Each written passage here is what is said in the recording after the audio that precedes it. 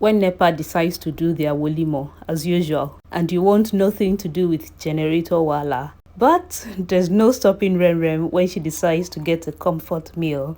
My people, today is for ila lasipo. That's okra soup that you won't get tired of.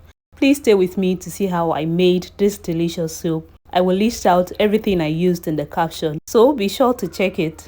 And with pepper, iru, assorted and all of that going on, I'll get lafun ready using my 07 Foods cassava flour. Some people call it white amala and it's very easy to prepare. It requires less time and I think it's the perfect pair for this my soup. You can get yours from 07 Foods and you don't even need to sieve it, just use as it is.